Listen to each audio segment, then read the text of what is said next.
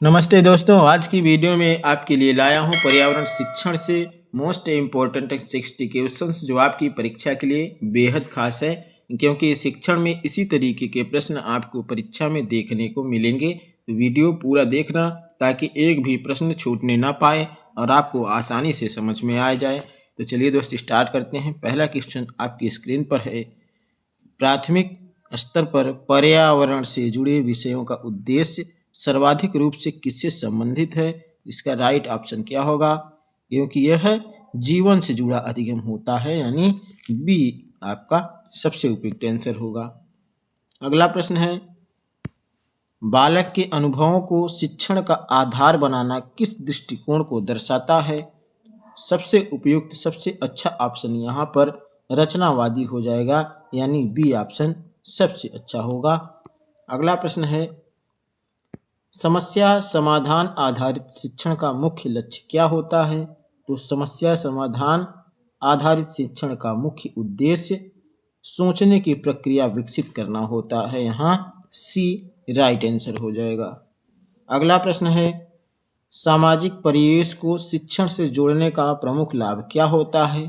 तो सामाजिक परिवेश को यदि शिक्षण से जोड़ दिया जाए तो सबसे ज़्यादा लाभ अधिगम में अर्थवत्ता होता है, यानी अर्थवत्ता का अर्थ होता है ज्ञान को रटने के बजाय उसे गहराई से समझना, यानी रटंत पद्धति को नकार देना।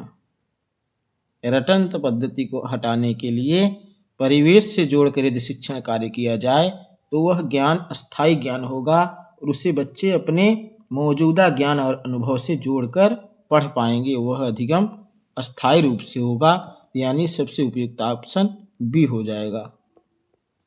अगला है, परियोजना विधि के प्रयोग से बालकों में कौन सा गुण सर्वाधिक विकसित होता है? दोस्त, परियोजना विधि मतलब प्रोजेक्ट विधि, इसके जनक थे किलपैट्रिक को माना जाता है, यानी पांचवा का बी ऑप्शन आपका सबसे अच्छा होगा, सहयोग। बी हाँ राइट आंसर होगा। अगला प्रश्न है, अनुभव आधारित अधिगम का सर्वाधिक समर्थन किन मनोवैज्ञानिक ने किया है? तो अनुभव आधारित अधिगम का सर्वाधिक समर्थन पियाजे जी ने किया है। राइट ऑप्शन कौन सा होगा? बी ऑप्शन करेक्ट हो जाएगा। अगला प्रश्न क्या कह रहा है दोस्त, कक्षा से बाहर सीखने की प्रक्रिया को क्या कहा जाता है? तो कक्षा से बाहर सीखने की प्रक्रिया को अनौपचारिक अधिगम कहा जाता है। यहाँ बी करेक्ट आंसर होगा। अगला प्रश्न है, शिक्षण में क्षेत्र भ्रमण का वास्तविक उद्देश्य क्या होता है? तो शिक्षण में क्षेत्र भ्रमण का वास्तविक उद्देश्य प्रत्यक्ष अनुभव होता है, क्योंकि बच्चा प्रत्यक्ष रूप से वस्तुओं को देखेगा, उसके बारे में ज्ञान अर्जित करेगा। अगला प्रश्न है, बालक को प्रश्न पूछने के लिए प्रेरित करना किस कौशल को विकसित करता है? तो बालक को प्रश्न पूछने के लिए प्रेरित करना दोस्त जिज्ञासा कौशल को प्रेरित करता है, यानी विकसित करता है। यहाँ पर बी ऑप्शन सबसे करेक्ट होगा। अगला प्रश्न है, पर्यावरणीय समस्याओं पर चर्चा कराने से क्या विकसित होता है? दोस्त, इसका राइट ऑप्शन क्या हो जाएगा? तर्कशीलता विकसित होती है। यहाँ ए सबसे करेक्ट आंसर होगा। अगला प्रश्न है, बालक को सीखने की प्रक्रिया में सक्रिय बनाना किस शिक्षण शैली की पहचान है? इसका राइट ऑप्शन बाल केंद्रित है, यानी सी राइट आंसर हो जाएगा। अगला प्रश्न, विभिन्न विषय को जोड़कर पढ़ाना किस पद्धति का उदाहरण है?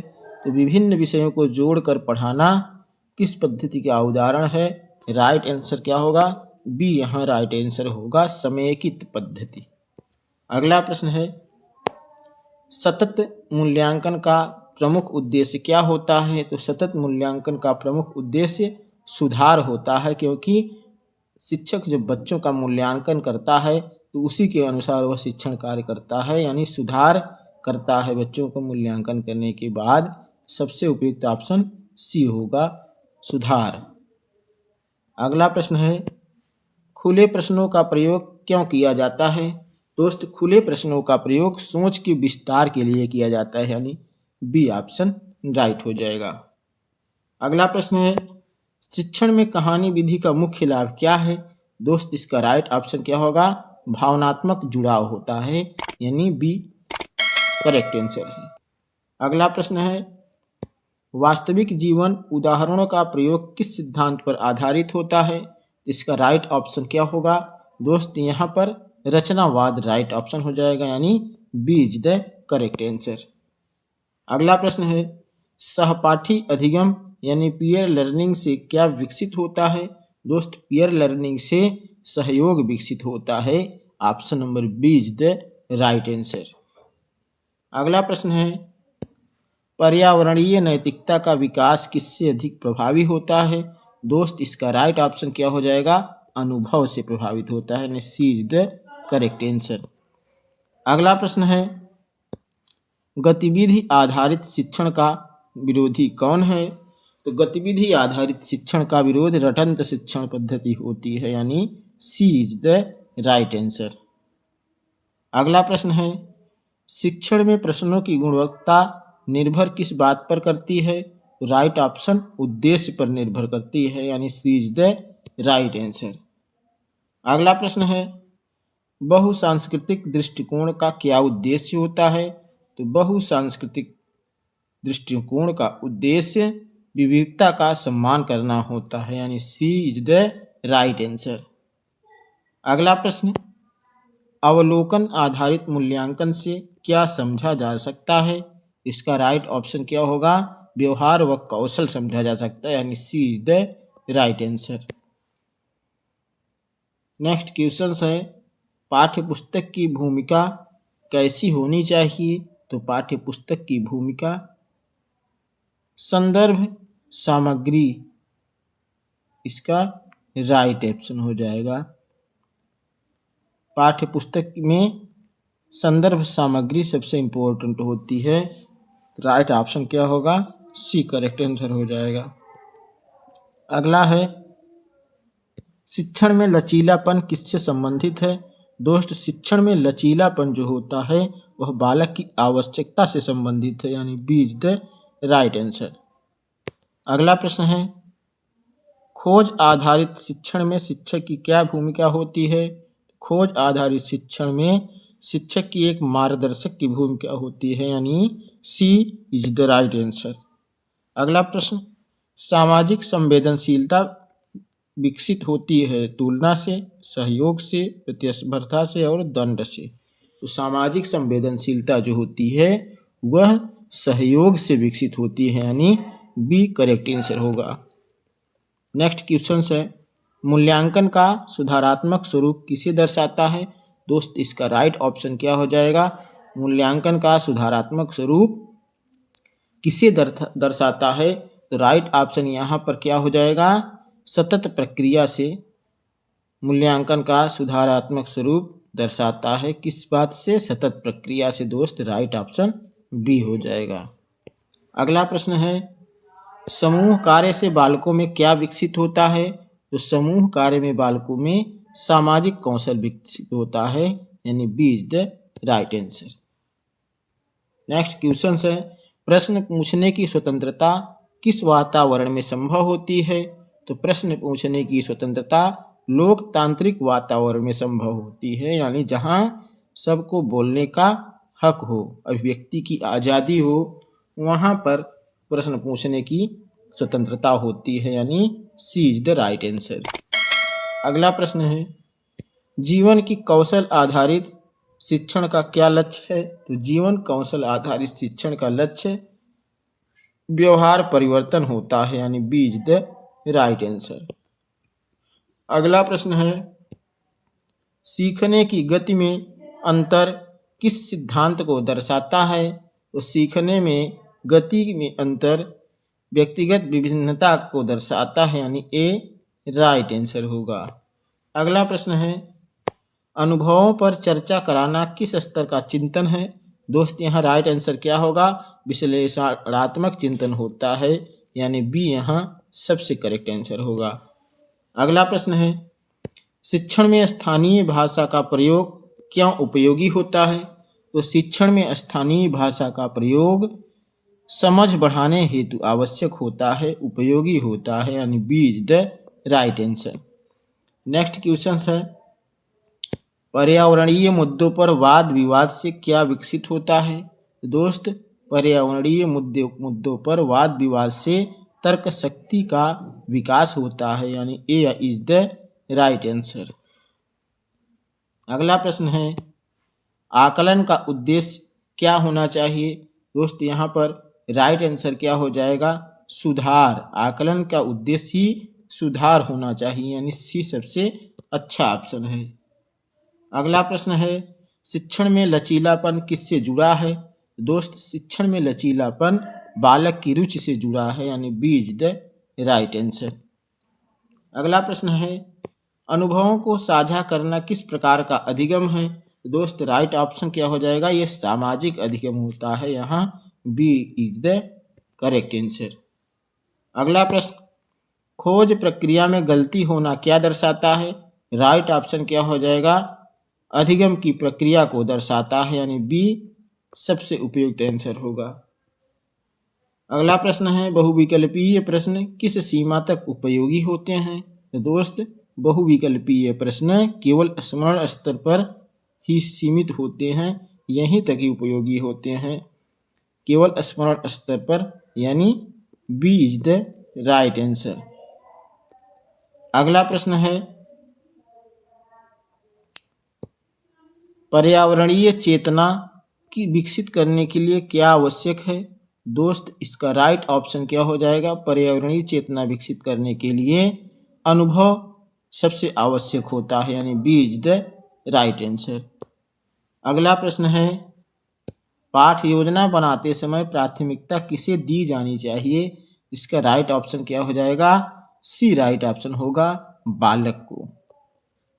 अगला प्रश्न है, क्योंकि बालक की रुचि क्षमता योग्यता के अनुसार ही हम क्या बनाएंगे? पाठ योजना बनाते हैं, यहाँ सबसे अच्छा ऑप्शन सी बालक ही होगा। अगला प्रश्न है, सहयोगात्मक अधिगम का विरोधी कौन है? दोस्त, यहाँ पर राइट ऑप्शन क्या होगा? प्रतिस्पर्धा होती है, यानी she is the correct answer. अगला प्रश्न, सीखने में आनंददायक बनाता है भय, दबाव, गतिविधि और दंड। दोस्त, सीखने में जो है आनंददायक कौन बनाता है? एक्टिविटी बनाती है। अगर हम क्लास में एक एक्टिविटी डेली कराएंगे तो बच्चे उसमें रुचि लेते हैं, उनको सीखने में मज़ा आता है और एक्टिव होकर सीखते हैं बच्चे। तो यहाँ पर कौन सा ऑप्शन? सी सबसे अच्छा ऑप्शन होगा। अगला प्रश्न है, पर्यावरणीय समस्याओं के समाधान में बालक की भूमिका होनी चाहिए। इसका राइट ऑप्शन क्या हो जाएगा? सक्रिय, यानी बच्चा जब सक्रिय रहेगा तभी वह चीज़ों को अच्छे से समझ पाएगा। अगला प्रश्न है, शिक्षण में विविधता का सम्मान किस मूल्य से जुड़ा है? दोस्त, इसका राइट ऑप्शन सहिष्णुता से जुड़ा है, यानी B is the right answer.